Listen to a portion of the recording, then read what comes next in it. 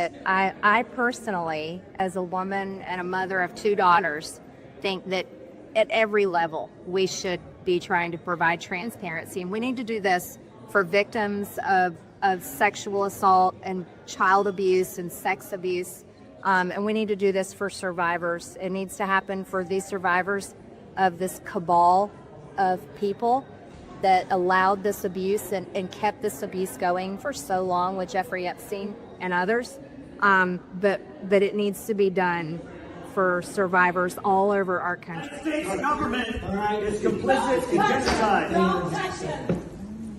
You have an obligation to the Constitution of the United States. I'm a disabled veteran. Eddie!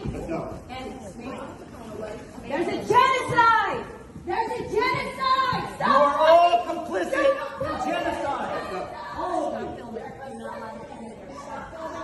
Ma'am, you're not allowed to film in here. We told you this earlier. You're complicit in a genocide! You're complicit in a genocide! Eddie! There's a genocide! Eddie! Eddie, there's a genocide! Come on, Eddie! There's a genocide! You're complicit in genocide of the Palestinian people! You are complicit! Come on, Eddie! Eddie, help us! Eddie, help us save them! Come on, Eddie!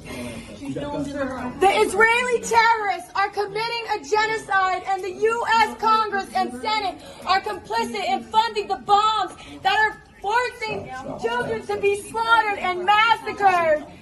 Shame on this government. The United States of America is complicit in genocide. The Israeli terrorists are forced starving children. If they'll arrest veterans, they'll arrest you. Stop the bombs! Stop the bombs! Stop! Shame on you! You're complicit! This is your legacy! This is your legacy! Why are they arresting you? They're arresting us for speaking out against genocide. Stop the bombs! The U.S. Stop Congress the bombs! is paying for the Stop death of children, slaughtering babies! women and children. Stop slaughtering babies! We are being arrested right now for interrupting a foreign affairs hearing on nominations because the U.S. is complicit in genocide. They are complicit in the slaughter of babies. When the United States Congress comes after veterans, they will come after you. Every American sitting at home right now needs to realize that you are paying for a genocide. Take this one. Rise up! Rise up, America! Rise up! It is time to take back this country from these corrupt politicians. It is time. It is beyond time. We're going out to the loading dock. Thank you for your service.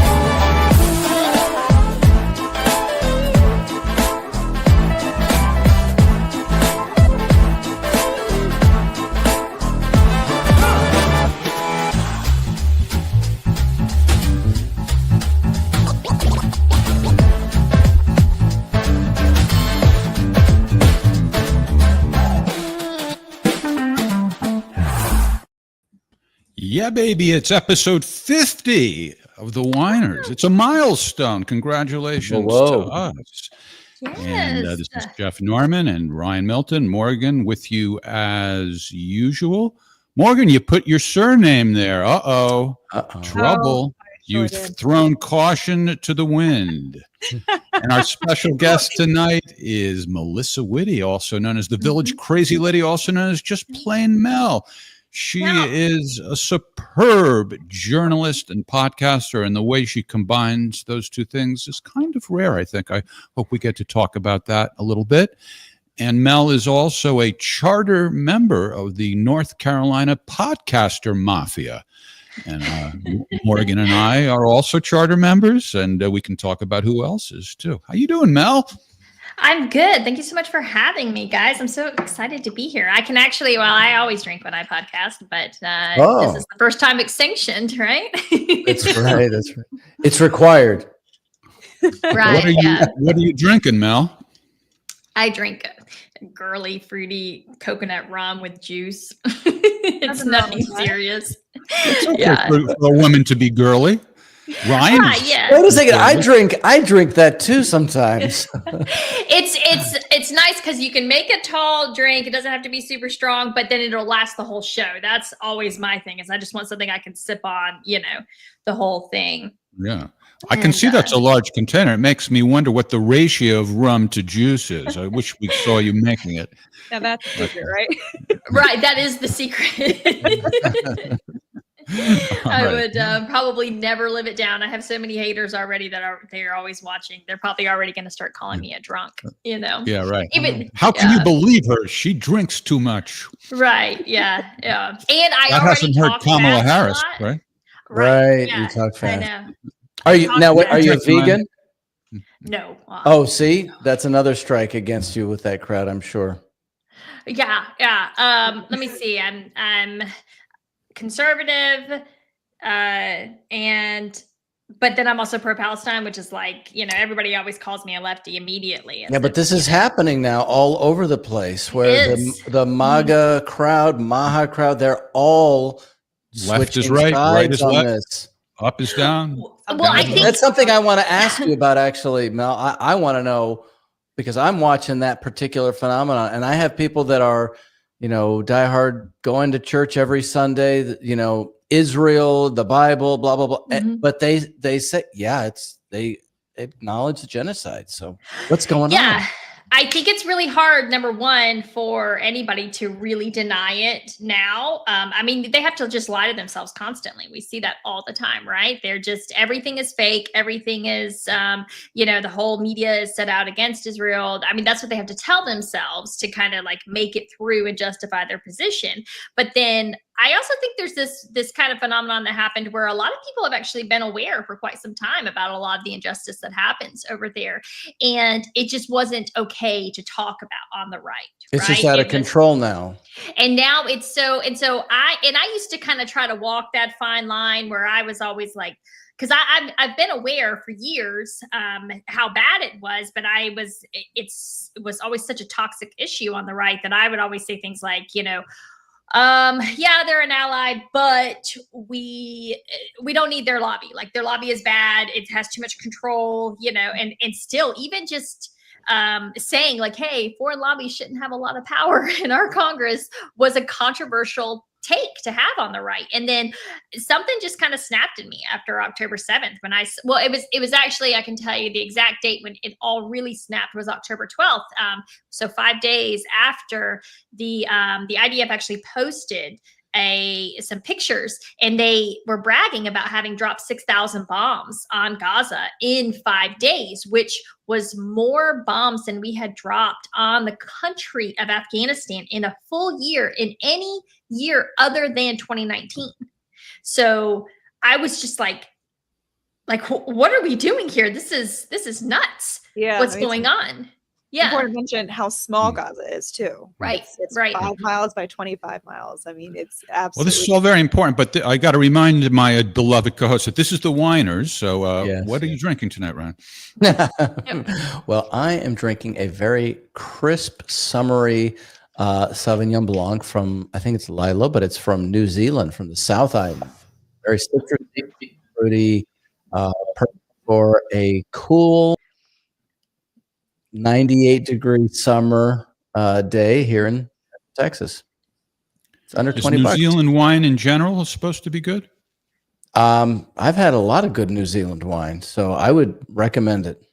All right. I love a good Marlboro. Love it. Yeah, it's very good. Mm-hmm. Also, reds from Perth, those are also very good too. Jeff, but that's Australia. So yes. New Zealand, Australia, what's the difference?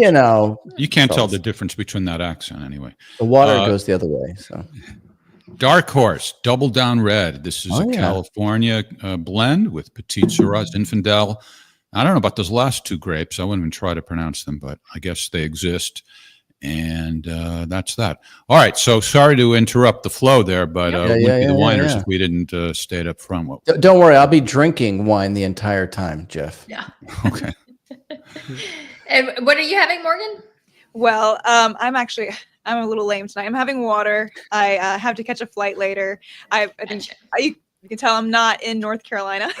Right. Yeah. You're in New York. Yes. With my friend. Yeah. So I came to there was a Taxpayers Against Genocide rally today. Nice. So I went to that, was in DC. We'll talk about that later. Mhm. But so I've just been traveling and doing a lot of walking, and I told Ryan and Jeff backstage, if I probably had just half a beer, I probably wouldn't be able to get on the flight. I'm so dehydrated. So I think water is my best. Plus, they're going to make you drink on the flight by buying theirs. So Oh, Oh. it's a short flight, so. And you're coming back You're all over the place with your activism. You are. What about you, Mel? You have children. Mhm. You are. I stated earlier that the way you combine journalism and podcasting is kind of rare because a lot of podcasters just sit there and pontificate, but you really do deep dives. I don't know how you have the time to do it, but you're not out there demonstrating though. Is that? No, I don't demonstrate, and I have a little touch of the autism. So I just kind of like when I get latched onto something, I just don't let go, and I become kind of obsessive with it. And there's a lot of long nights where I'm just compiling and whatnot. Before October 7th, and really since then too, campaign finance is my big thing. So I'm actually working on a series right now with campaign finance. So hopefully I'm going to have that rolling out next week, because I really want to try to introduce people to, most people don't understand how campaign finance works in our country. They think they do, but they don't. And there are ways to kind of beat the system, or at least to work the system in such a way. But I think that there's just kind of an ignorance that we need to break through, and we need to get people comfortable with recognizing what they can change and what they can't. Does that make sense? It probably won't until you. Well, No, it sounds definitely like makes it's sense. a work in progress, so maybe you're not ready yet. But if you are, could you give a specific example? Yeah, so I want to talk about, I'm going to open up my series with a Supreme Court case that probably most people have never heard of, and it's called McCutcheon v. FEC, and it came out, it was decided in April of 2014, very close to Citizens United, which everyone knows Citizens United, that's kind of the one that steals all of the limelight, and everyone thinks that that's really what kind of broke our campaign finance system, but I actually think that McCutcheon is really the one that broke it, because Citizens United is important for swing elections. So it gets a lot of attention for, of course, the presidential election, and then also kind of the really hotly contested swing states in Senate. And then there's a handful, I think there's technically quote unquote 80 swing districts in the House, but really there's only about 25 out of 435 seats, right? And then you've got swing states, I think there's I want to say maybe 15 in the Senate. So Citizens United is very important in those elections. But where it's not necessarily really important is in the safe seats, the safe districts, right? Because if someone doesn't have a primary challenger, they just walk back into reelection, right? And that's why we have an incumbent reelection rate of 96 or 98%, right? And so McCutcheon is a case that there used to be limits on how much people could donate total, right? Per election cycle. They could only give, it was, I believe it was 76,000 to the party, to party committees, and then 40 something thousand to candidates total, right? So that's on top of, so you have your normal, you can give, like, right now the limit is $3,500 for the primary, $3,500 for the general, so you can give $7,000 to a candidate, right? Exactly. And now before McCutcheon, you would only be able to give $7,000 to 6 candidates across the country. McCutcheon broke that, and now you can give $7,000 to every single candidate in this country if you want to. Okay. And you can also give to their joint fundraising committees. So most people don't know about joint fundraising committees, but when McCutcheon was decided, it busted the door wide open. So a joint fundraising committee allows a candidate to attach a committee to their joint fundraising committee. So now they can collect $123,000 for that committee. Plus they can add other committees on. And anyways, it opened the door so that very rich people could start writing $100,000, $200,000, $300,000 checks to several candidates. Okay. When before they were only ever allowed to spend a certain amount. So the joint fundraising committee, the idea behind it is, oh, well, we do it so that the person can just write one big check, right? They don't have to write all these little checks to all these people now. But or was that like bundling, right? Right. Would that have covered? Bundling. Right. And so the idea behind it is you're only allowed to transfer the max amount, that's $7,000, into your principal campaign. But the catch is, you can spend as much money as you want to on operating expenditures for your joint fundraising committee. So you start looking at these joint fundraising committee amounts, and prior to McCutcheon, which was again decided April 2014, they would raise a couple $100,000. Now these joint fundraising committees are raising millions and millions of dollars. They don't. Well, what was the gist of that decision? Was it that people can't donate at all to these multiple places, or it imposed a limit on how much? So it was the limit, Or it and they lifted said a limit, that. I mean. Right. They said that basically it was a undue imposition on political speech, which is free speech. So by lifting the number of people that they could give to, they kind of broke that. So what we see is, you go and look at somebody like Steve Scalise, right? Steve Scalise. And so what you'll actually see is a lot of these candidates, they'll have multiple joint fundraising committees. Steve Scalise has 2, I think maybe 3. What's his name? Tom Brenner, I think it is. He's the whip.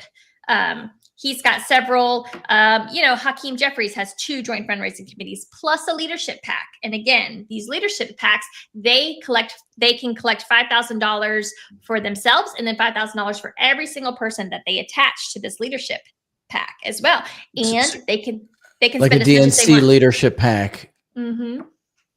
So And you they can want spend- the previous limits to be restored? Well, I want people to be able to see that you need to actually, to me, I think the key is really to look at the joint fundraising committees. So to see how our politicians are controlled, because when you start looking at those, and that's kind of one of my specialties. I like to pull them out. I like to pull their records, and then I break it down into really kind of easily understandable, easily consumable spreadsheets where I show people exactly Well, is how that this money is being spent. is that all? I don't mean to minimize it, but I'm just trying to make a distinction between exposing what's going on and offering a solution. Are you just trying to expose I it, don't or do have you any want to come? solution. I don't have any solution, because this is a Supreme Court decision. So Right. you're You talking can't. about you have to pass a constitutional amendment at this point to change it. But you can be aware about how these people are collecting money, how they're getting paid off. Because I just see it as straight up payoffs. You go to Hakeem Jeffries' joint fundraising committee, and he's spending millions of dollars every 2 years on catering and private jets and luxury hotels. You go to Mike Johnson, again, House Leader. He's got a $300,000 a month travel bill from his joint fundraising committee. $300,000 a month. Now, we had the former chairman of the FEC, and he was saying that he was on our show, and he had said that the contributions are free speech, but he said that releasing the identities of those contributors is, Jeff, help me here. He basically said it's tantamount to trying to intimidate. If I have that correct. Am I right? Am I right, Jeff, about that? Yeah, I mean, he thinks that people should be able to donate anonymously. That's what he said. So yeah, there is a case pending right now because of that. So I don't know if you guys know anything about smurfing. Have you ever heard of this? No. No, sounds like fun. Okay, I might have. I don't know what I There's a just got very- myself into by saying that. There's a very controversial practice right now, and it is illegal. And I truly believe, I don't know who this FEC director was, but it doesn't surprise me at all that he said that, because there is a case pending right now. And it's actually being litigated by a nonprofit ran by a man named Alan Gura, who is a former IDF soldier. Of course he is. And he's a former Israeli intelligence, who he's some kind of lawyer. He was a lawyer in the Bush administration, and now he's part of this thing. Anyways, so smurfing is this practice, and we have caught it. I have ran threads on it, but also, James O'Keefe has done it. But the people really behind all of the hard work on this is a group called the American. Hold on, I want to get it right because I love these guys and I think they're fantastic. American and they have Israeli Political Action. Here you go. You can go to oh goodness gracious. This is a man named Peter Bernegger. Electionwatch.info. Is there any way that we can pull that up real quick? Yeah, give me a sec. Yeah. Right. But it was Brad Smith. That's his name. He was the chair of the FEC. And I think there's a reasonable argument to be made, by the way, while Ron's looking for I'm that. going to show you why. I got it. I got it. Hold on a second here. I'm going to show you exactly why. And you're going to understand why people who, I don't know what he does now, but I wouldn't be surprised at all if he had some kind of consulting firm. Look at that. It says here, Election smurfing Watch. Data by state, electionwatch.info. Okay, so go to, let's go to North Carolina. Let's see that. Click on North Carolina. There. I had to remember where it was for a Okay. second. Uh-oh. So what Peter and his amazing team have done here at Election. So there's a practice called smurfing, where bots or some kind of AI system is used where they scrape the data of real Americans. These are real people living in the US. These people do exist. And then they use their information to funnel very, very tiny donations to political candidates in the hundreds, sometimes thousands, sometimes tens of thousands of times. They'll do it. They will spend. So right here, our first one, right, Bren Lemond. This person has given, according to FEC records, made $43,001 donations for a total of $126,000 to candidates for an average amount of $2.95. Okay.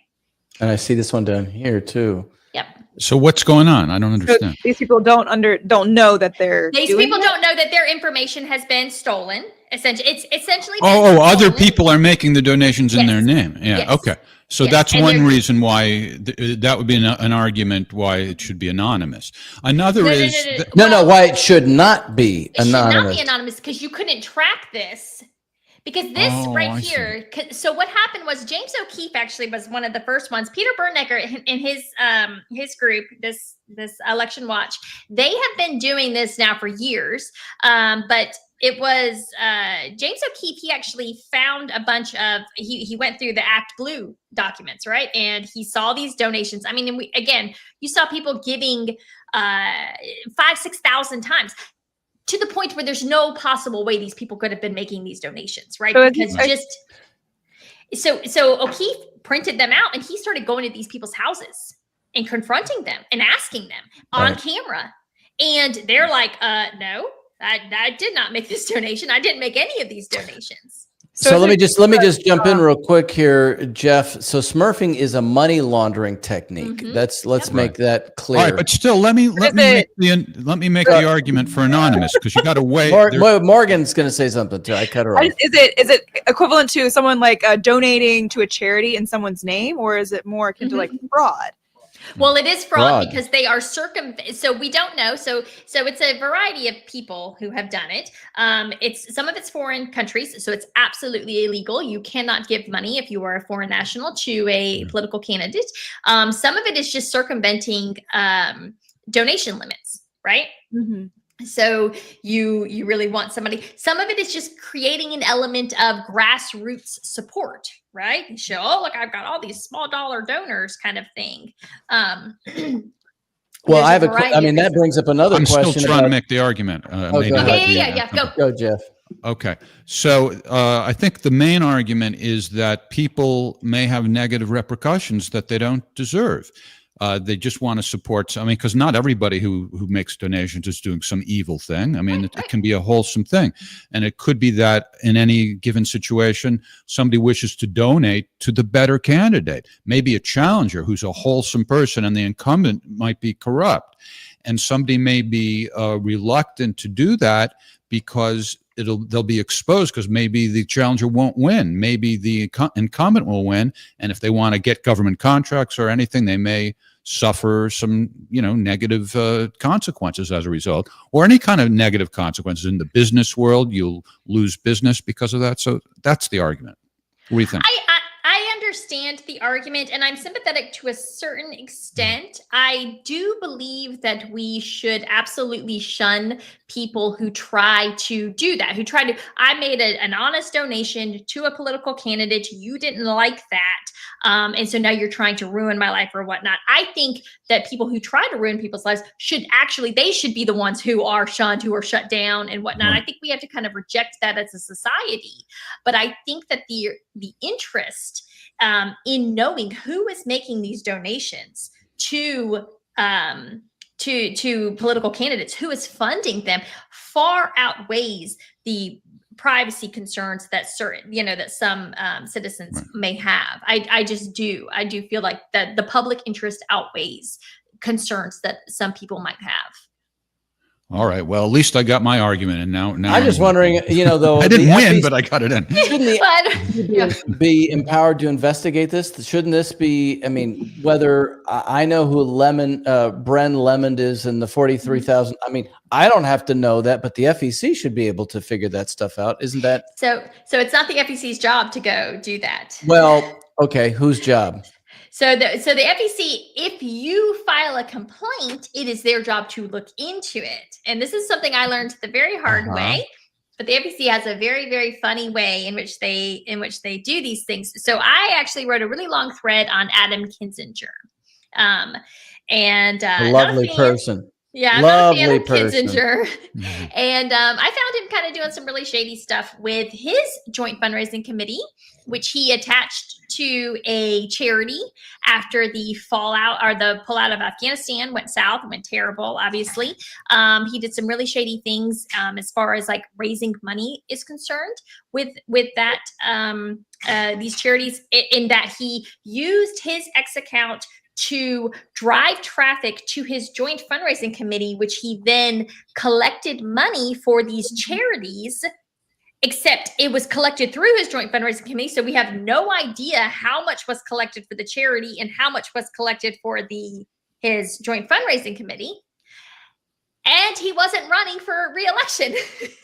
So he collected all of this money. He ended up donating, made three $50,000 donations to three separate charities. But from what I could tell, he collected a lot more money than that, even though he wasn't, again, running for re-election. He then turned around. He had millions of dollars in his joint fundraising committee, his campaign, or his principal campaign, and his leadership PAC. He blew it on just crazy stuff. Like he paid for his private planes, the storage of his private plane. He paid $50,000 for a Capitol Hill membership again, this is after he has already left office. Well, Mel, he's also, I think, possibly the founder or one of the founders of the NAFO Yes. movement. Yes. And so when I think about what you're talking about with the smurfing, you know, how much of X are these bot accounts actually? Right. Right. So that seems like that's also part of that in terms of generating that fictitious grassroots support or anger or whatever. And I even, FTX. right, exactly. And then also the so-called demonstrations in Ukraine in 2014, you know, or wherever they're trying to overthrow a government. It's all done through the same process where you have people getting hired to go do something. Yep. But you didn't say who is investigating this. You said the FEC would if you filed a complaint, but So, who hold on does just a it second. then? Yeah. So what happened? So what I learned from Peter, who's just wonderful, is I had this great thing. I had this great thread going with Kinzinger. He was so funny. He was, for weeks, he was getting hounded by like all of my followers with this. It got like 3 million views. It got a lot of traction. And I filed a complaint with the FEC. I wrote them the formal letter. I explained everything. I mailed it to them, and I never heard anything back. So I messaged Peter, and Peter tells me, he said, the problem with that is that he said, when you file a complaint with the FEC, they have, it's like 30 or 90 days, I forget what it was, to get back to you. If they don't get back to you, you have to sue them to make them answer you. And if you don't sue them within that time period, you forfeit your right to file a complaint. Wow. Period. You really have to be vigilant. You have to have the means to hire a lawyer. Is what it is. Yeah. So And you that's have one to of the have whole problem. all your eggs in all your ducks in a row before you even start. And I didn't know that any of this. I'm just like, blah, blah, blah, blah, blah, here's my letter, you know. Sure, because you're a citizen, and that's what Well, you're that's doing, also the normal thing. I don't know if it's exactly an argument against anonymous, but the whole world of campaign finance regulation is such that politicians have to hire lawyers, and it's so expensive because it's so complicated. The average person who's a candidate doesn't have any. Yeah, it is. It's so because really it cuts both complicated. ways. Yeah, right. I do think it's easier to beat these people than most people really realize, because it does seem like kind of David versus Goliath when you go up against one of these incumbents. But if you're in a safe district, quote unquote, like you're in a, R+10 or a R+15 or a D+20 something, you just have to win the primary, right? And then if you win the primary, you're pretty much golden. Doesn't always necessarily, but about 95% of the time you're golden. And believe it or not, people are so hungry for change, and we do have so much power at our fingertips with social media and the way that we are able to generate so much attention, across multiple platforms, that I do think if we harnessed it correctly and we made sure that we tailored our message in such a way that it was easily consumed by average normal people, I do think that you can make a change. Do I think you're going to flip the whole Congress in one election? No. Do I think you can flip 10 or 15 seats? Absolutely. 100%. I do think it can happen. Well, it's also not flawless, because somebody like Massey, he is always in these arguments with Donald Trump, and they keep trying to primary him, and AIPAC joins in, and they keep failing. Right. Because he is safe because he's real. Even it's funny because I'm a Republican, and Massey gets on my nerves a lot. Really? As far as like because he's a libertarian for the most part, and I'm definitely not a libertarian.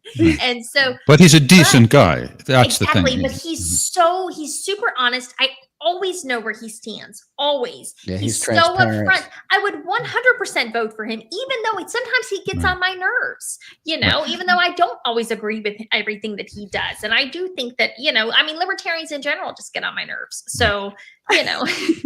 You know, I think I forgot when I introduced you to mention that that your podcast is previously prohibited. Yes. And I was just thinking about how when you're talking about all these legal considerations, your co-host is Janine Eunice, and she's a lawyer. So And she's a libertarian. Yeah. and you can just, I assume you can just call her up and say, "Hey, Janine, help me figure this out," right? Yeah, I know. I love her so much. She is a fantastic attorney. And so she never gives me advice on topics that she doesn't know anything about. So Does she she'll know say, campaign "Well, finance? she does not, but she is also super resourceful. So she can always like tell me who to talk to and who not to. Yeah. And she has access to all those databases if you need to look something up. Right. Yeah. Yep. And she has helped me more Well, than that's one of once on that. one of your great accomplishments lately is Tony Aguilar, who we saw in the opening, is exposing what's going on in Gaza, and he was targeted in a smear campaign. He was accused of having beaten his wife, and you plied your trade beautifully there. I think Janine helped you look some stuff up, and you did some stuff on your own because you're very familiar with the North Carolina scene, and you pretty much came to the conclusion that no, he never did beat his wife. He certainly was never arrested or charged for it, right? Right. Yeah. I was able to pull up his actual court record, the whole thing. They did have some domestic disputes. Unfortunately, I mean, it's a couple, they're married. People have issues. Nobody's marriage is perfect, obviously. And like Ryan and I, we have spats, but it doesn't it doesn't ruin the whole relationship. I was just super suspicious about some of the things that they said. And it kind of just, I don't know, I was a paralegal for a criminal defense attorney, and I live in Cumberland County, and this was out of Harnett County. I grew up in Harnett County. I know this area just really, really well. So there were just a lot of things that kind of like set off bells to me, like this isn't right. Just having worked in the system and really being familiar with the area, certain things they literally just were not right. Like, factually incorrect. I could tell right away. And so I was able to go, I went down to the courthouse. I was able to pull up some records, view some things, and get an idea of what had actually happened with them. And unfortunately, it's all come out now, but Tony's wife, she struggled with alcoholism, and she has some issues. And they did have some recorded, documented domestic issues.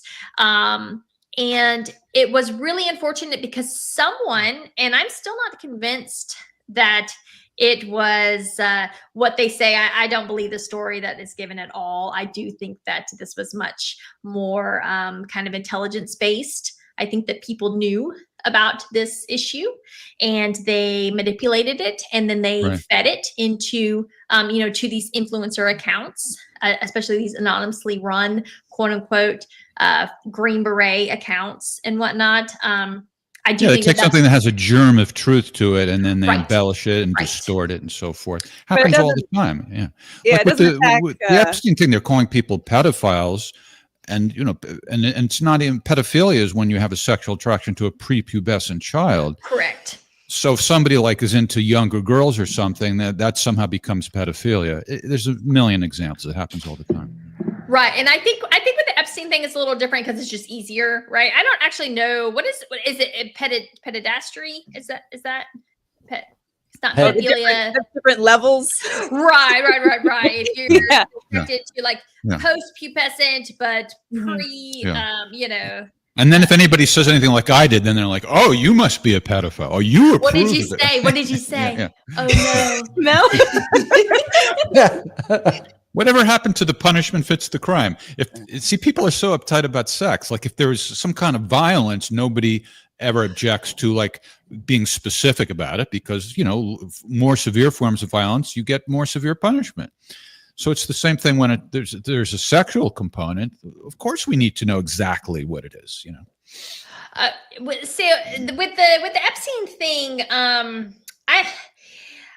I have a serious problem with 50-year-old men kind of seeking out 14-year-old girls for any kind of sexual gratification whatsoever. Obviously, I think that is abhorrent and disgusting and must 100% be. Yeah, it is. It's awful. It's F that. I am very Pitchforks. pitchforks. I don't think Right. people are Yeah. mature enough to have sex until they're 30, but it's just not pedophilia. Right. And I agree with Yeah, you there. And and again, when we start talking about like even like 17, and 18, and some of these girls, 19-year-olds, you're like, okay, here we go. Edophilia. What is that? Bophilia. Maybe that means Epstein. Maybe that's a joke. I think they're I making think it's a stuff up. joke. Okay, I know you guys can have me like quoting that on. I don't know. I mean, It's like putting the document, the fake documents for Tony Aguilar. People can put some word on and go, "Oh, okay, that's it." Yeah. So, but the Epstein, when I kind of like read about it and whatnot, because having been a paralegal, I know how the legal system works. I Right. know what people get away with. I know that when you are a 50-something-year-old man, even in today's world, and I was a paralegal from 2015 to 2017. So even then, which was, almost 10 years ago, if a 50-year-old man, I don't care how rich they were, if they got caught having sex with 14-year-old girls, they were screwed. Okay. At least in my Sure. town, anyways, you were screwed. Now we have Epstein, who I guess this was 7 years prior to that, gets caught with not one, but 30 girls between the ages of 14 and 17. And this guy just kind of he pretty much walks. I mean, he has the year half in jail, half not, but it's county jail, and he's apparently allowed to come and go as he pleases. He's got a TV. He's got a TV. He's got his jail cell is never closed because apparently he has a claustrophobia thing. I've been in multiple county jails. I know how these things work. I'm like, yeah, that's not a thing. That's just literally not a thing. Claustrophobia. Well, in that case, we'll give you a spacious suite. Right. Well, in the last few days, you were attacking Michael Tracy because he was making some unfair criticism directed. What was it? It was about, what's his name? Daryl Cooper. Daryl Cooper, yeah. Right. Yeah. And in particular, one of the things that's very strange that you focused on the specifics, and I love you for that. Alex Acosta, who was the prosecutor then, who made the sweetheart deal, there's been different reports of him allegedly saying that Epstein is owned by intelligence. And a lot of people have dismissed that because, actually somebody's saying they heard him say that. But then you uncovered two very specific times when he was asked it directly, once in court and once to the press. Let's play him responding to the press. To that particular paragraph. Can we pause real One quick? more question. Real quick. Sure. Richard, I want to set this up for people because just so people know, this is a couple days after Epstein was arrested in 2019. Alex Acosta called this press conference to take questions on his handling of the case. Keep that in mind when he answers this. All right. He's a handsome fellow, by the way. With respect to that particular paragraph. One more question. Richard Lardner from the Associated Press. Mr. Secretary, were you ever made aware at any point in your handling of this case if Mr. Epstein was an intelligence asset of some sort? So there has been reporting to that effect, and let me say there's been reporting to a lot of effects in this case, not just now but over the years, and again, I would hesitate to take this reporting as fact. This was a case that was brought by our office. It was brought based on the facts. And I look at that reporting and others. I can't address it directly because of our guidelines. But I can tell you that a lot of reporting is just going down rabbit holes. A few more questions. A few more questions. That's a strange answer, isn't it? Yeah. And later on when he was asked, and I responded to Michael Tracy. Most people who follow me know I am not a fan of Michael Tracy.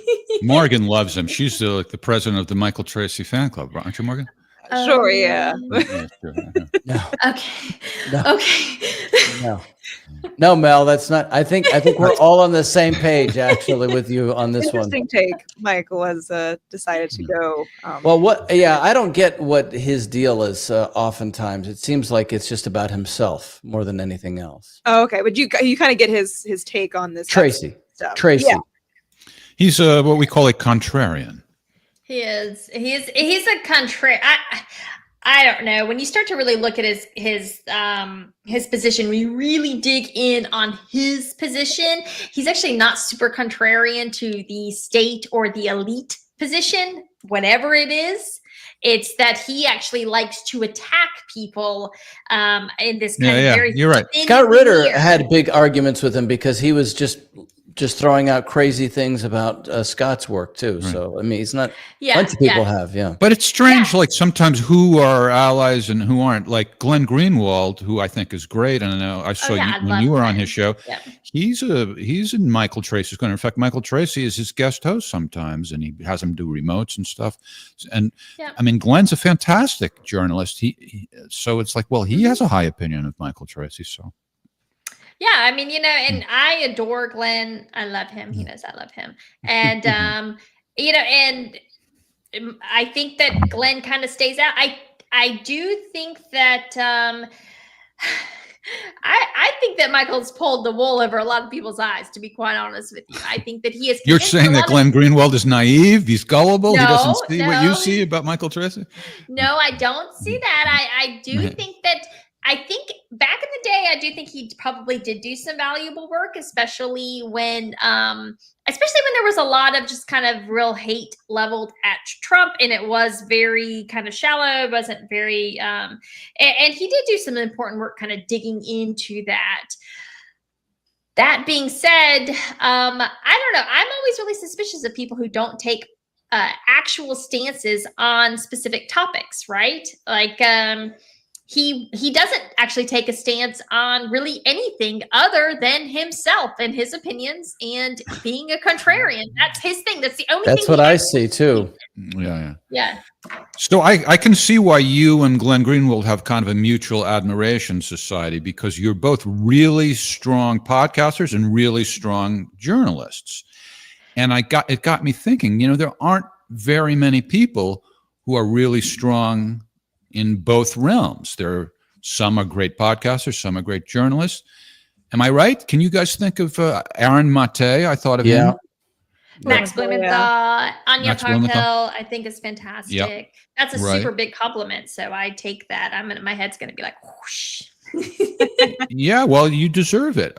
But right, there aren't that many. I think it's hard coming in front of, I don't know. It's interesting because you see yourself, I'm much more confident writing than I am like talking. I think I have a crazy annoying voice. I talk too fast. I'm trying to make a conscious effort to talk slower. I think everybody doesn't like their voice. I don't know. I feel like you have to be a narcissist. Really I'm with like you. that. I'm with you. You've got that charming North Carolina drawl. And by the way, before I mention it before, had it occurred to you who we have here in North Carolina? We've got, who did I mention before? I mentioned you, me, Morgan, Tony Aguilar, Yes. Ray McGovern, Matt Yes. Ho. Matt Ho. Am I leaving anybody out? I love Matt. We Yeah. got to get him on our show. He's been on our show a couple times. Well, we should. Would Yeah. you, if we organized an in-person event or two, and it didn't require too much travel, I'm would you there. be in? All right. I'm there. Where are you at, Jeff? I'm in Wilmington. Oh, yeah. Yeah, My yeah. parents live in Swansboro. Okay, not So, too far. Not too And far. you're in Yep. the Fayetteville area, is that right? I'm in Fayetteville. I'm in the Right. heart of Fayetteville. And Yep. Morgan, you're in, well, maybe you don't want to say because you don't even want to reveal your last name. But all right, what's your exact address, Morgan? We're coming over. And we're bringing wine. Well, You recently guys I can met. come to my house. Yeah, you can Yeah. go on Zio Twitter and you can find you can find my address. They routinely just message me my address. I'm like, Oh, my great! God. I'll send my drone over with a camera, and we'll see what's going on there. I'm like, y'all show up. Yeah, we'll see how that goes for you. I recently had dinner with Morgan in Durham. We had dinner at an Ethiopian restaurant. So Oh, nice. That's Yeah, sort of exactly. centrally located. I guess it wasn't too. It was a bit of a drive for me, but what the hell? I'll be the one who make the long drive. Oh. My sister lives in Raleigh, so yeah. Oh, there we go. Okay. So Yeah. we'll do. And Ryan lives in the Austin, Austin, Texas. Texas. Austin, Texas. Where at? And do you live in? I know people in Dripping Springs. Okay, that's on the other side of Austin. I'm just north, Cedar Park, Leander, and Liberty Hill. Okay. Literally. Yeah. Yeah. So Austin is nice. I lived in San Antonio and I was not a fan of Austin when I lived there because I love San Antonio. I think San Antonio is like amazing. Well, if you're in Travis County, it's very liberal. If you're outside, it's a little bit better. Yeah. Yeah. And then San Antonio is just like this little town, but it's this huge city. It's like in Yes, the top 10 biggest that's right. cities in the whole country, but you would never know it. And I lived off of the main avenue. Gosh, it's like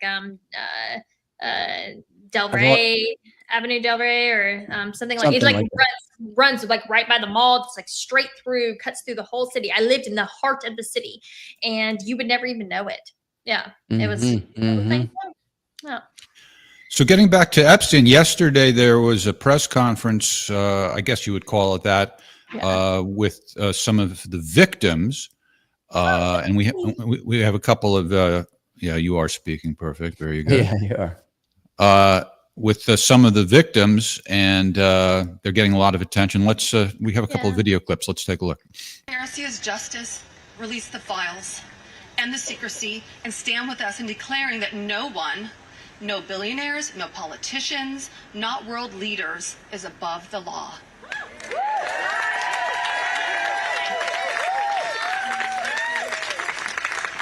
And let me announce now, several of us Epstein survivors have been discussing creating our own list of names.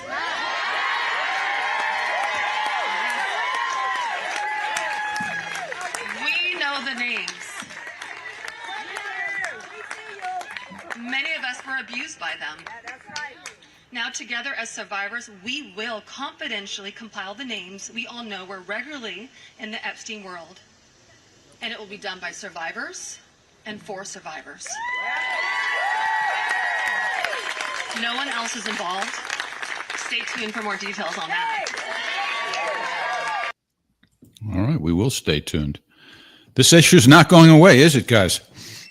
No. Actually, Jeff, you, I think, would be aware of this, but Ryan Dawson, if I recall correctly, he had made the point that a lot of the names were not necessarily famous names like Prince Andrew or Bill Clinton. They are finance. They're the donor class, and he donor cobbled class together. that Mel's talking about, really, that's writing these big checks. So maybe we won't know all of them. Well, maybe they're the George Soros types or the Alex Soros now types. Yeah. And he cobbled together his own list from just different sources that are available to the public. So MTG, so I guess Ro Khanna, MTG, and Thomas Massie are taking the lead on this. So here's MTG reacting to this. I'll say every damn name that abused these women. Oh, sorry, I didn't. Let me rewind that. Yeah, it's a scary thing to name names, but I will tell you, I'm not afraid to name names. And so if they want to give me a list, I will walk in that Capitol on the House floor and I'll say every damn name that abused these women. I can do that for them, and I'd be proud to do it. Gotta like her. Oh yeah, she's on fire. She sure has she's come out of her shell and she doesn't give a damn anymore at all,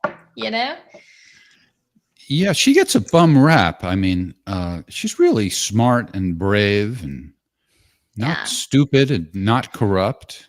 She has I'll be honest, I didn't pay a whole lot of attention to her per se. I was a little upset with her. Are you guys Republicans or Democrats? I'm an independent. You're independent. I reject all labels. I'm America's sweetheart. Okay. That's the only label I take. I worked around the Democratic Party for almost 30 years, but I have voted Republican Okay. like a number of years in a row here. So So if you follow like Republican politics, like I Yeah. do, because I'm a registered Republican and whatnot, I was mad at her over the Kevin McCarthy thing. She sided during the speaker fight. She sided with McCarthy, and I was upset with her over that. I understand why. I'm a big Matt Gaetz fan. I like Matt Gaetz a lot. he works with her a and lot too. He does, and they are friends. And Yeah. there were reasons to go with McCarthy and reasons not to. And at the time, I was pissed at her. I'm not gonna lie, I was really mad at her for kind of. I get it. She didn't really see any other viable option, and so she just was like, "Look, we just have to get past this and kind of move forward." I thought that Matt Gaetz, what he did, he secured a lot of really important things for Republicans during that time. He was very smart, in my opinion, in the way that he went about that, securing rules and stuff like that, and probably accomplished more than would have been accomplished had he not done that. So anyways, I don't want to say I like had rode her off, but I was kind of like, whatever, I kind of saw her as going the AOC path to a certain extent, as she had come in as this trailblazer and she was kind of slowly getting sucked into the establishment, right? And eventually would become just part of the establishment. And I'll be damned. She's not that. She is not at all. She's like, no, I mean, it's been wild. So she follows me. She interacts with my stuff a lot. And her bravery on Gaza has just Shocking. been so commendable. It is like, it like warms my heart. It brings tears to my eyes sometimes when I see this. She's the only member of Congress that I know of that has retweeted Gaza notifications, like, I don't even think that Rashida Tlaib has retweeted Gaza notifications. I could be wrong on that, but I don't think so. And she's just done really fantastic work, and God bless her for it. And so, yeah, just seeing her out there yesterday, I was like, holy crap. Like, Well- she doesn't care. She doesn't care at all. So a lot of people are saying that Pam Bondi should go, that she's now covered. And I think the whole thing was, I mean, I wanted Matt Gaetz to be the Attorney General for sure. I wasn't necessarily against Pam Bondi, but I also wondered if the Trump administration oversold the message, and that it is not the names that we were all, we all were hoping it was Bill Clinton, for example. Or Right. Well, let's take a look at a comment here, because I think this is somewhat of what you are alluding to, Ryan. And what I like about these women is that they are going to focus on people that, I assume anyway, that had sex with them. And that is a key distinction, because when you're talking about just names in the files, a lot of these people, just because their names are in the files, doesn't mean that they Correct. sexually abused minors. Correct. And the other part of that is, it's normal to not release publicly information like this when nobody's been charged. You don't want to stigmatize somebody just because they knew some bad person. So that's pretty tricky. But that's why I like these women, because I think they're just going to talk about accusations against men that abused them when they were minors, right? Right. Men who took advantage of their situation, and probably, I think I see this comment talking about the files and the evidence, the future trials. The problem I have with that assertion is that it's been now, it's been 20 years almost. I mean, 2006 was the first time that the investigation 2006 against Epstein was opened. So by 2026, you're talking about 20 years. I don't think there's going to be any trials, right? Yeah. You look at Bill Clinton, he doesn't look too dangerous anymore. He looks like an old man who's harmless. And, right. Right. Yes. Veganism will do that. Who knows? Morgan, I'm not making excuses for it. have I'm to- just, it's a combination of elements. You have to go at 8, so tell us what Yes. you think.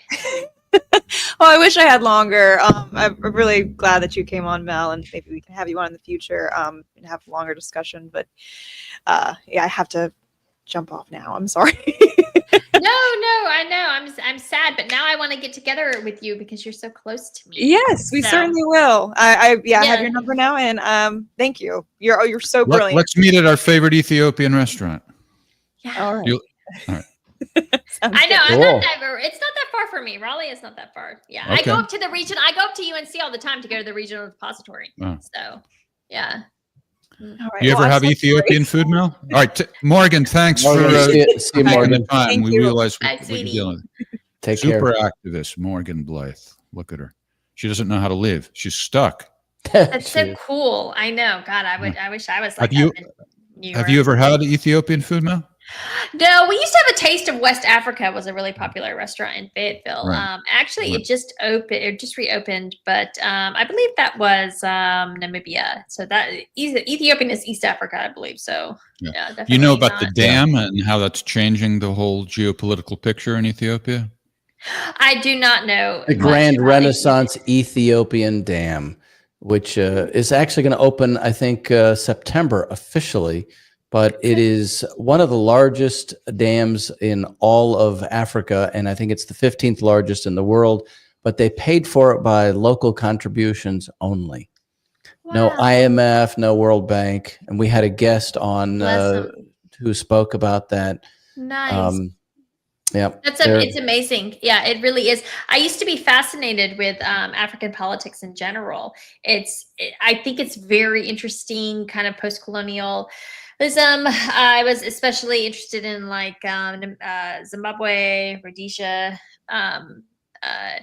South Africa. You know, obviously you Mhm. have a lot of really strong economic influences that still go into those regions and whatnot. But well, all the I don't know. colonialists are kind of being thrown out now. They are, and just the transition. So one of my favorite authors, actually, one of my favorite books I've ever read is a book called House of Sand and Stone, and it was by Christina Lamb. I don't know if you know who she is. It's kind of a no. famous BBC reporter. It was so depressing because she kind of came out as like the Zionist, and it was like, Mm. how, like, you were so brilliant on Zimbabwe. How did you, what in the world? And so that was super kind of depressing. That just happened a couple weeks ago. But I would still recommend that book because it's fascinating, and it gave an insight because she actually went into this kind of white farmers.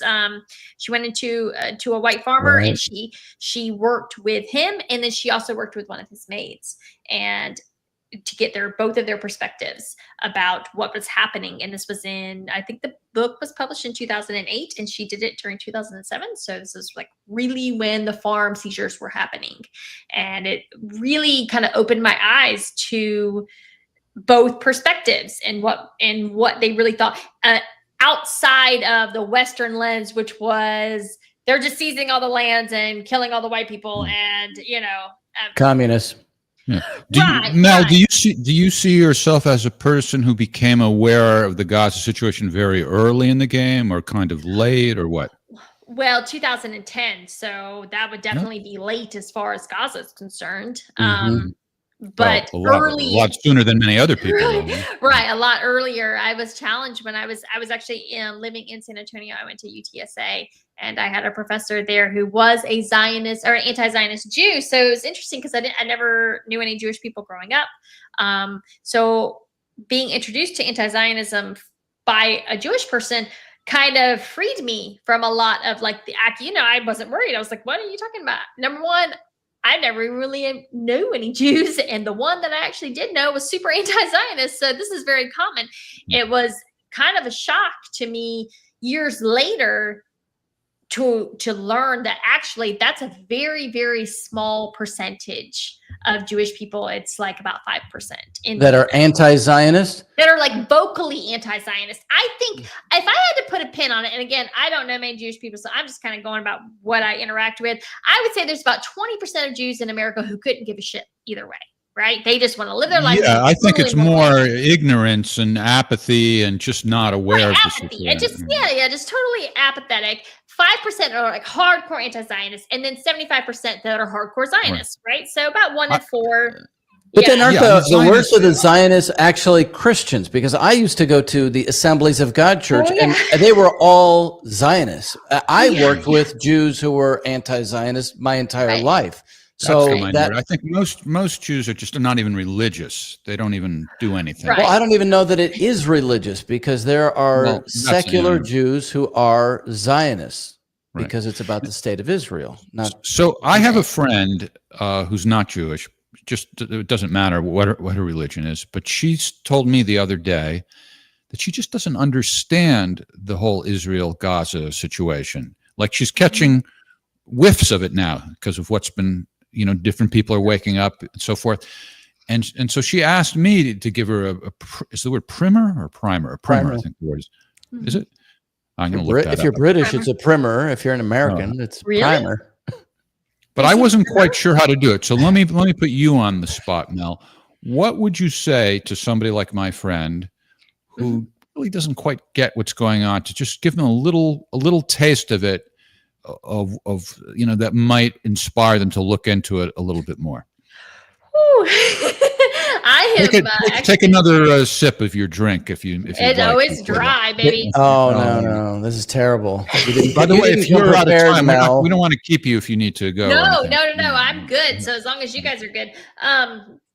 So where do you want to start? Because I can start anywhere.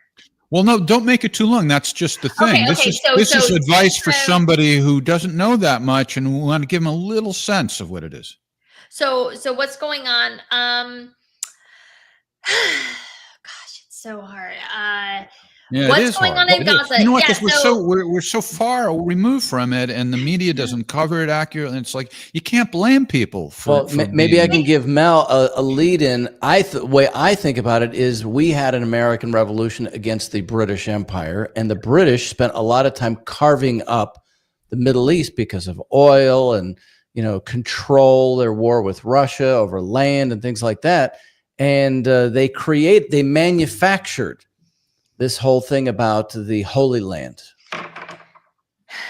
Yeah, it's slightly more complicated than that, because I think the British often get made out to be the bad guy. And I think the problem was they just overpromised on a lot of this stuff, because you got to remember, it was a breakup of the Ottoman Empire. They promised the Palestinians land, the Arabs they land. They promised Arabs land, and they promised the Jews land, and of course they still wanted land for themselves. And then the French also have a very vested interest in all of this. So you have what became the British Mandate, right? Yes. And they tried to make everyone happy in this very weird kind of, don't hate me, Brits, but kind of in this very un-British way, in which they were trying to make everyone happy necessarily, instead of just doing what was best necessarily for them. So it goes into World War II. There's a lot of stuff that happens in the U.S. Prohibition gives way to all of these networks of which end up being like mobsters and gangs. Bronfmans, like the Bronfmans.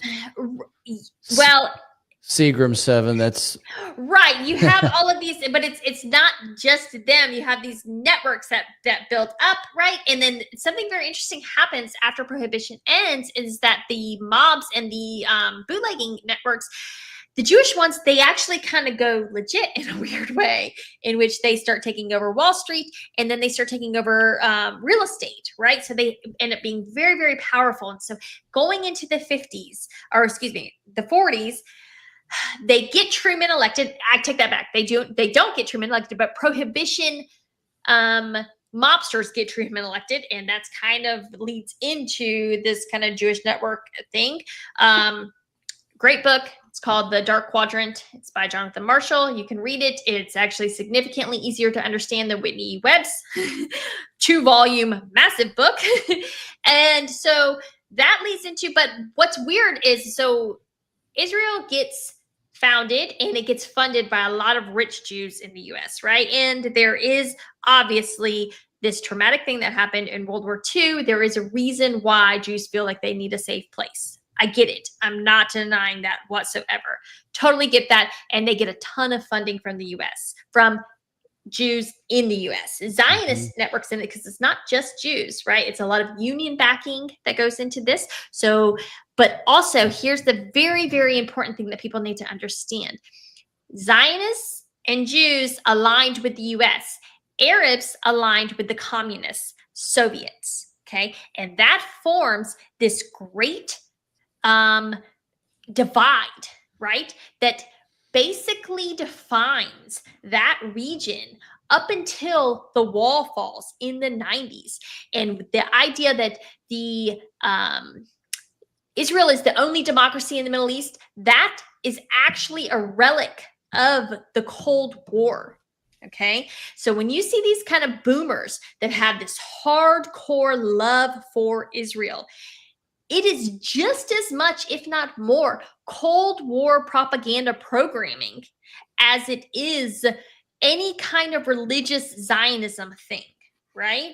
And that's something that a lot of people don't take into account when they talk about this, is why are the boomers, why are they so infatuated with Israel? And it's because they grew up knowing that the Israelis were fighting the commies for them in the region, right? Yeah, I mean, Vladimir Jabotinsky was writing letters to Hitler saying, just drop the anti-Semitism and we can work together. Right. I mean, that's part of the Cold War mentality, because we know a lot of. So how much of it is that versus financial? Meaning that AIPAC is buying off American politicians. So that's a pretty big factor too, isn't it? AIPAC is important. It is important, and it's important in the 50s.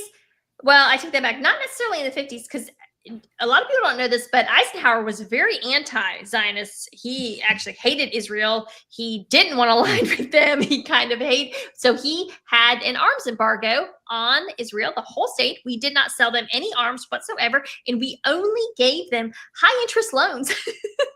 He was like, wanted nothing to do with them. I have read every single Near East State Department cable from 1948 to 1962. Okay. I'm telling you, this country was not hardcore Zionists in that time. Okay, they just weren't. Especially the Eisenhower administration was extremely skeptical going into Kennedy, right? I was going to say, did he talk to Kennedy about nuclear weapons and things like that in that regard?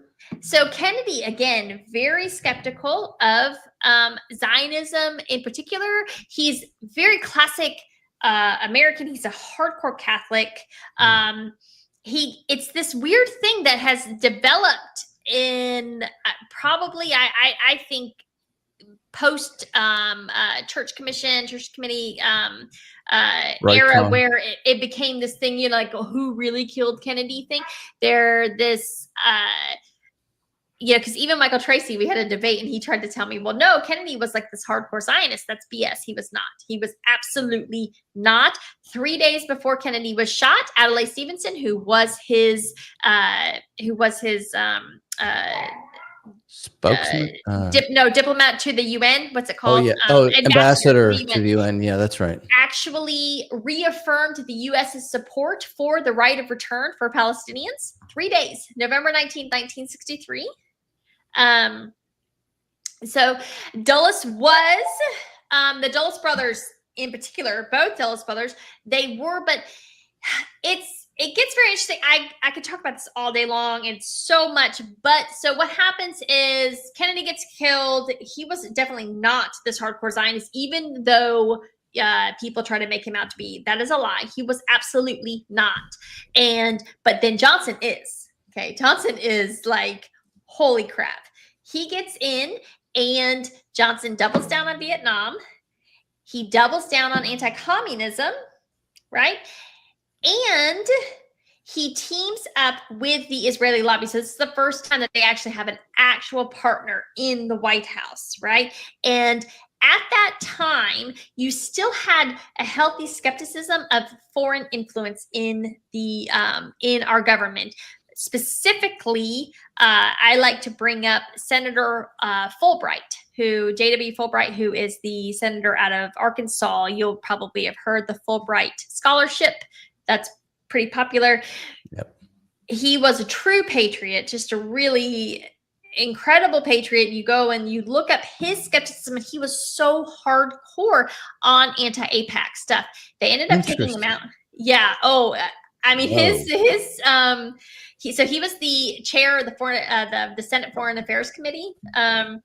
You go read some of his. I've spent hours in the Federal Depository reading all of the actual hearing transcripts, and you have to go read them.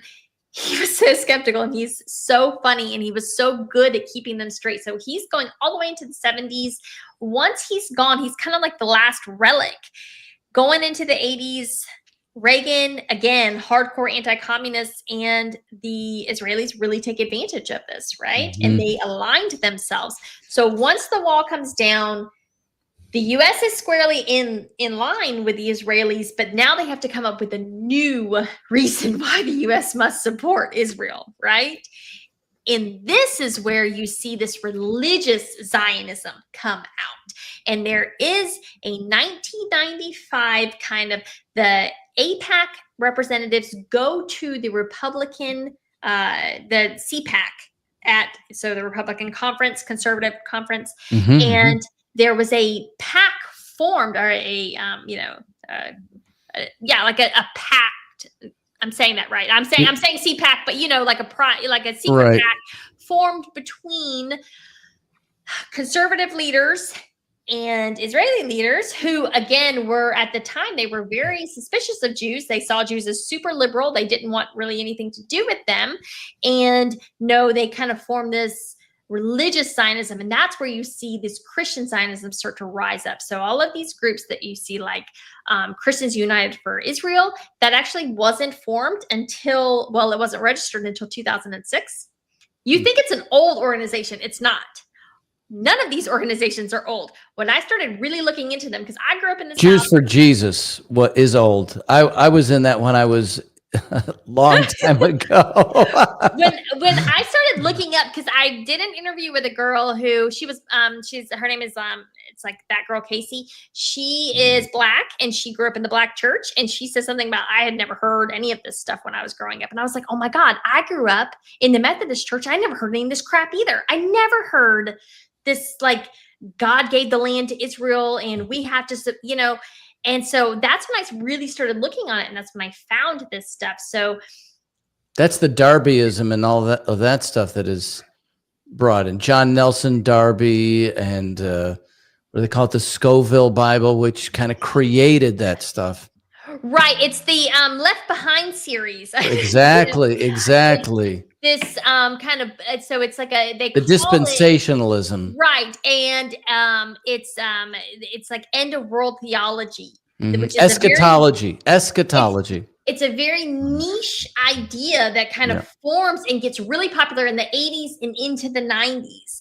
And that is where this political support for Israel comes from, so hardcore on the right. So you got the boomers who are indoctrinated in anti-communism. They've been soaking it in their whole lives.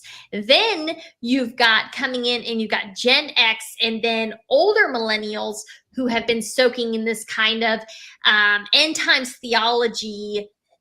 Jesus is coming back, and we got to get right, and that's why we got to support Israel and bring all the Jews back there, and then only a third of them are going to get saved, and that's right. Sacrifice a red heifer and all of that, yeah. Right. And it's only natural when one isn't all that well informed about something to rely on people whom they trust. Oh, yeah, definitely. Yeah, and so people who aren't crazy are very pro-Israel, and it's like, oh, they must be. They must be innocent then if these non-crazy people are saying it.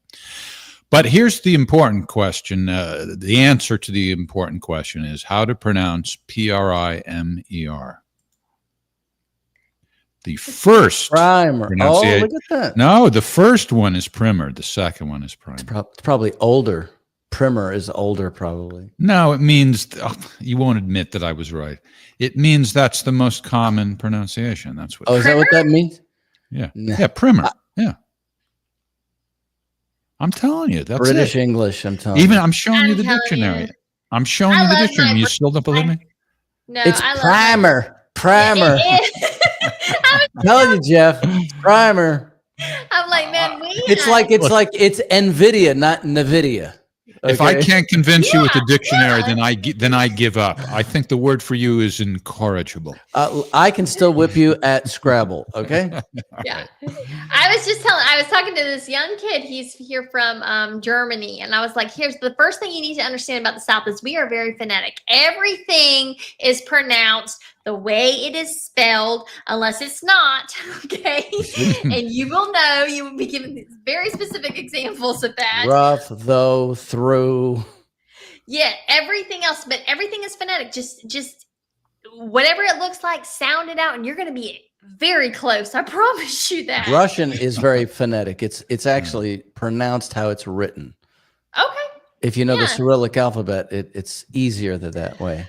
I don't know. I was actually looking at that shooter's manifesto, and I was like, "What the hell?" Like That was craziness. Crazy. Yeah. But immediately everyone's like, "It's Cyrillic." It's and I'm like, "Who knows that? Who knows that? Looking at that, But it's a lot of dudes that do. So All right. Well, thanks for giving that a shot, Mel. I know I threw a difficult I question know, at you, but and I did not do it at all. I apologize because that was not. well, you didn't do it concise or- succinctly. You didn't do it succinctly, concisely, but you did do it. So I will alert my friend. I'll say sorry. We couldn't make it. It's complicated. It's not easy to just like give. Hold on, but real quick. So you get to Israel. You've got what happens. The biggest problem with Israel, right, is that they just want it to be a Jewish state and they want to kick all these people out. Okay. So when you think about the US, we took over, we conquered the Indians, and then eventually we made them all citizens, right? It wasn't right away, but we did do it. We actually did it in the 1800s, and then it's secured in a series of court documents. The Israelis don't want to do that because if they do that, if they absorb all of the Arabs, all of the Palestinians, then they will have, it won't be a Jewish state, right? There's going to be a serious problem about as far as just demographics go. So what they really want to do is just drive all of those out. Now, yes, people will say, well, we do have Arabs, and they do. They have, there were some that were absorbed after the 67 war, and it's about 20%. And, but if they just simply annexed all of the land and extended Israeli citizenship to everyone, then there's a very good chance it wouldn't be a Jewish state within about 20, 30 years, right? Just from birth rates and whatnot. So they have this arcane system in which they have military occupational control over the West Bank and Gaza. They can do anything they want. They can come in at any time. They can enforce laws under terrorism laws against anyone, but at the same time, the people in those regions don't have any say. They don't have a vote. They don't have any. They have no sovereignty. They have no control over what happens. So, as an American, I say that this is apartheid. When you have a military occupation over, when you have military control over people and you don't give them the right to vote, then it is an example of apartheid. And that is why America should not be involved. That's my take. And I'll answer the question I posed to you, which was, did you get on board early or late in the game? I'm very late, and I'm not proud of that. But anyway, that's the story. And, one little clue that something's not quite right with Israel is that they don't let anybody in to see what's going on. That's always a trouble sign. I would say the default position should be the side that doesn't let you see what's going on, they're wrong. Right. Well, Jeff, you've been a big free speech advocate, and I mean, I don't know what it is compared to other conflicts, but how many journalists have been killed in this conflict? Well, this is where I'm coming from. Yeah, they're killing journalists, not letting them in. It's like, come on. You're in the wrong if that's what's going on. And also Haaretz in the I guess Hebrew edition, because I can't find it in English, had an editorial this last week saying the Palestinians are the best people on earth in defending their homeland. And there have been equating it to the American Revolution, to just different things like that. So I think if Americans knew that, it would definitely resonate differently. That is part, to go back to the beginning, Mel, what I think people like Matt Gaetz, Marjorie Taylor Greene and others are beginning to kind of pull out now. And that's why you do have conservative people that are now strangely standing up for people in Gaza. Oh yeah, if you separate religion from this and you just look at this from a human rights, what is right and what is wrong, I mean, they are the besieged people. They are, and I do feel, I don't know about you guys, but my family has been here paternally since 1695. So we've fought in every war. I have, I have "Don't Tread on Me" running through my veins. Everything about me. So it resonates. It does. And if the thought of you come and you steal and you say, God gave me this home, or this land thousands of years ago. If you took my home and you kicked me out, I would fight you and I would tell my children to fight till their last breath, right? It is tyranny. It is what is America is supposed to stand against that. And so for me, it has just been so infuriating to watch America stand with the tyrants. What you read on Trump, he's hard to figure out sometimes. And this is one of those issues, I think, because, there are times when he's like painted himself as Israel's strongest supporter. But then he also from time to time, expresses the opposite sentiment. What's your take on like what he really believes and versus what he's saying? I unfortunately think that Donald Trump is just a capitalist at heart, and he just goes with whatever he thinks is going to be the best quote unquote deal. And I don't think that he is committed to any sort of ideas bigger than money and power, as far as, what is righteous and what is good. I think he unfortunately also kind of subscribes to might is right in a weird way, because of course we see, again, he's not necessarily siding with Russia and Ukraine, which is a whole different thing. And I won't get into that, right. Which is again, a might is right issue. I mean, that is what is coming down to. And what about, see, the Trump factor is always interesting, whether you like him or don't like him, because he's such an influential, larger than life figure. What about as it regards the whole Epstein situation? So I think with Trump in Gaza, I think his gut tells him this is wrong, but I think he allows himself to be influenced by other things. I think real estate deals. Right. I think with Russia, I think he knows that the battle's kind of lost in Ukraine. It's very sad. I don't have any like animosity towards Ukrainians or Russians by anything. I think the whole thing is just a freaking tragedy, what has happened over there. But I do think he knows his gut on that as well. But as far as I think with Epstein, though, that's what I'm asking about. There's two key questions. I think one is he involved in any way? And the other is, well, regardless of that, why is he seemingly concealing it? So I think with the Epstein, I have said for months now that I would not be surprised if there was a shady business deal that went down. I know, look, I'm not going to get into it with you guys with Russia and Ukraine. Okay. I think it's a very, I can understand. I'm sympathetic with both sides to a certain extent, but I don't know enough about it to have a super strong opinion on it. Regardless, I think that there's probably a high likelihood that there was a shady business deal, and perhaps that there is evidence of that in those files. Okay. So it's not that he was. I don't think it's sex at all. I don't think it's. Yeah. I genuinely, I just don't. I don't think. Oh, that's interesting. I think that. So is it the intelligence factor that people keep talking about? So just so people know, Epstein was this kind of like he had this hedge fund that was kind of attached to Bear Stearns, but wasn't. Bear Stearns went under in March of 2008. It was bought up by JP Morgan, right? All of their files were absorbed by JP Morgan. And to my knowledge, Bear Stearns never actually underwent an audit. And then Epstein goes to jail. They had this, and then of course, I don't know if you guys, I'm sure you guys remember very well. I certainly remember well, 2008, the market crash. And, you've got the Lehman Brothers goes out and everything just kind of, the shit hits the fan. But most people don't remember that in the spring, you did have Bear Stearns get absorbed by JP Right. Morgan. So I think there was The financial probably thing.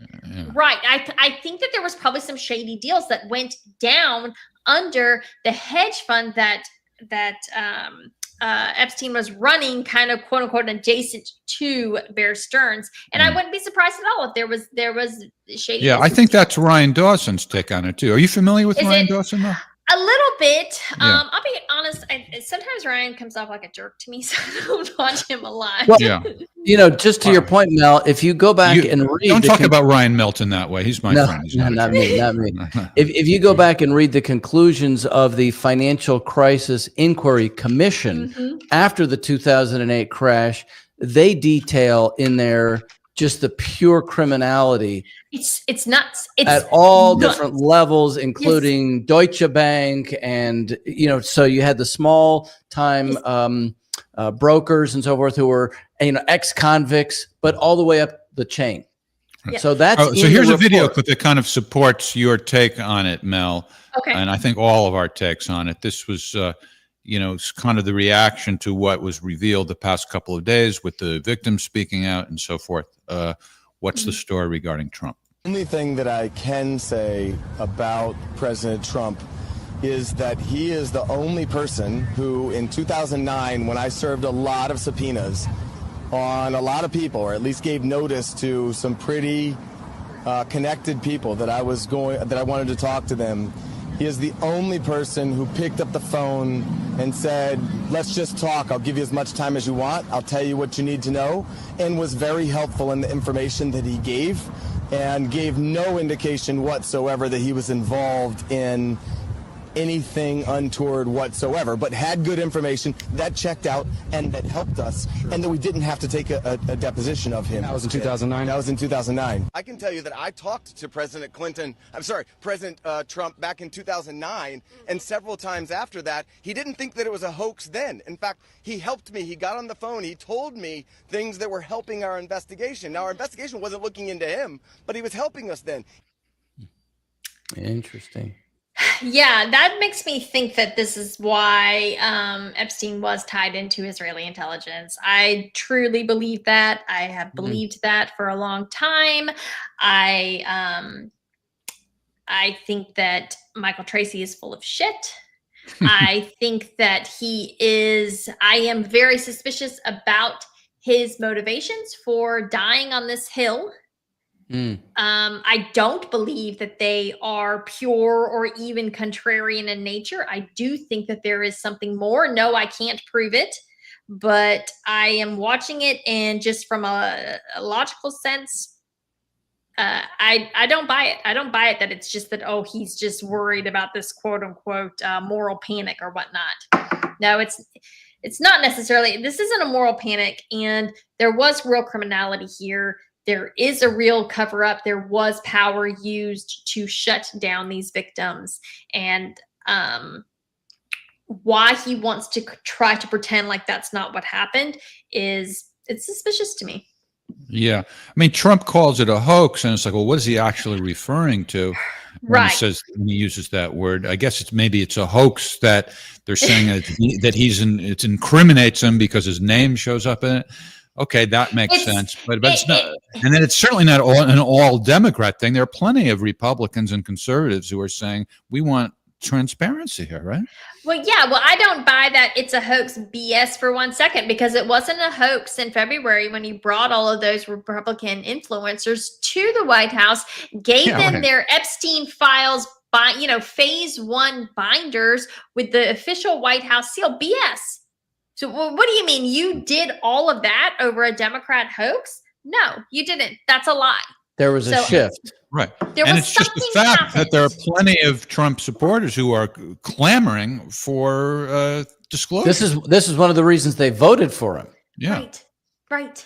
You had Don Jr. tweeting And then out, saying, Pam "I don't Bondi care about anything else." and Kash Patel made a big issue out of oh, something's coming soon. Something's coming soon. Yeah. Now maybe they they did overpromise. Well, that's and what I was saying underdeliver. earlier. And maybe Trump is like trying to protect Pam Bondi. I mean, that's one theory. I mean, It's not about because he doesn't protecting- because he doesn't want to have to he doesn't want to lose her and then have to get some other attorney general and have to deal with that. So I think that might be kind of what's going on. One of the things. It's you just got to think about the fact that Bibi Netanyahu came to the White House 4 times in the first, or excuse me, 3 times in the first 4 months of the administration. So why? I know that they've got a war going on, but again, that doesn't include all the times that Karilla went to Israel. So if this was just about the military, it wasn't just about the military. They were here. The Zionist lobby in the U.S. has 100% infiltrated this administration, and Donald Trump, I don't even know if he's really even in control anymore, to be quite honest with you. It's weird the way he's acting. I've never seen anything like it. I've never seen such a total 180 turn. Can anybody think of anything even similar to this? He literally ran on this. I was at Trump rallies in 2022 when he was playing Q opera music and people were trying to figure it out what message he was sending. So don't give me this crap about, oh, it's always been. No, it hasn't. And he was playing Jeffrey Sachs' statement saying that Benjamin Netanyahu is a son of a bitch. And I was at the Trump election night in Palm Springs, and I remember Laura Loomer was having arguments with supporters, which brings up a whole question about her, actually, because now what they're saying in terms of her access and so forth. So there was a lot of arguments about this on the floor of the Republican victory. Yeah, and what we've seen is a total prioritization of Israeli interests and a lot of Jewish interests, to be quite honest with you. People get uncomfortable saying that, but I have seen this. We have an actual segment of our DOJ is literally just devoted to investigating Jewish complaints about anti-Semitism. Right. It's like, do we not have other crimes in this country? And if it were like super serious, okay, but you're talking about Leo Terrell is out here using the force of the United States Department of Justice to investigate a freaking girl at a college saying mean things to a boy, and he's recording her and he's posting it with a little, a little tag on it that says wheezing, and he's got like the laughing emoji. Like it's just crap. And then Leo Terrell's acting like this is some kind of grave assault on Jews in this country. And it's like, give me a freaking break, dude. You know? It is interesting. You're right. I don't think there's anything comparable to this. You're right. No. Certainly not in the recent period that I can think of. Right. All right. Well, I think that I really want to support Tony Aguilar and just help him develop the strategy. And so maybe we can do some events with him. So let's think about how we can do that. And he's great, and the bravery of him. And I don't know the woman's name that was in the video, but her name is Josephine Gilbo. Yeah, she's really strong too. I'm not that familiar with her, but I became acquainted with her because of that video. And I think Morgan knows her. Morgan knows everybody. Josie, as Morgan calls her, seems like a very articulate, strong presence also. God bless so her. Let's see what we can do to help. I mean, he's doing a lot of interviews, I don't know. I think maybe we can help if we think about, making it a little bit more strategic and just building on it. Absolutely. I agree.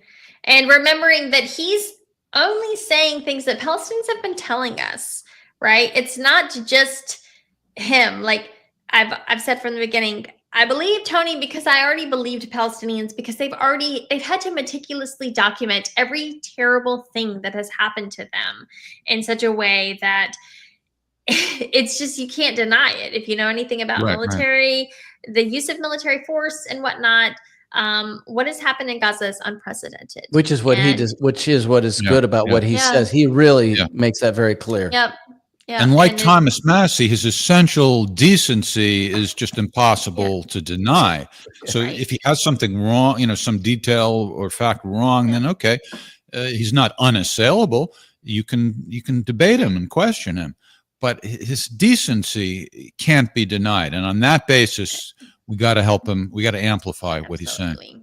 All I right. agree. So if you want to follow Mel on X, there it is, Village Crazy Lady. I don't know how crazy you are. Maybe that's tongue in cheek. Maybe you really are crazy. I'm not a licensed psychotherapist. I don't know. I was called the Village Crazy Lady for protesting to open up our schools during COVID. That's where that comes somebody from. called you Oh that, my you decided gosh, to that own is it? so Okay. weird. No, I love that when That's people, you want to hear the ultimate, in my opinion, like when somebody insults you and you just own it. Remember Charles Grodin? Mm. Charles Grodin is a comedic actor. The movie that I would recommend to see is The Midnight Run. He and Okay. Robert De Oh, Niro yeah. are the two Okay, I've co-stars. heard of it. Yeah. So he wrote a book called "It Would Be So Nice If You Weren't Here," and where that came from was he was making a movie once, and he was on set somewhere, like in some house or something that they were using, and he was just simply sitting there waiting for his scene, and somebody comes up to him and he's like, did anybody tell you could be here? He's like, no, he's just very innocent. And she said to him, well, it'd be so nice if you weren't here. and that as like the ultimate That's so disrespect to an perfect. actor that Yeah. stuck with him forever. And then Oh, once he yeah, became yeah. famous, he made that the title of his book. I love that. Yeah, it is. It's so passive aggressive. Yeah, it like- would be so nice if you weren't here. All right. Well, So- Mel, you were a great guest. Thank you Yes, so Thank much. you so very much much, for having Mel. me. It was Yes. really good to meet you. Yes, The only thing and- I'm a little disappointed with is we think like we have it novel to be drinking during the podcast. It turned out you said you drink during every podcast, so it's not so unique. Well, remember, Ray McGovern has martinis. Oh, yeah. start- All right, he admitted it too. That He- he did. Yeah, and Maybe his are like everybody's drinking. big like yours too, by the way. Okay. Oh, and it's all martini. Yeah. Oh, mine ran out like really early. I had way too much ice in here. So, okay. We kept you too long. All right, you're a Nope, good sport. you're good. Thanks a lot, Mel. Take care. Thank Bye, you. guys. Bye-bye. All right. So join us next week on The Whiners at 7 p.m. Eastern Time and next Wednesday for Ask the Inspector with Scott Ritter. Take care, everybody. Bye.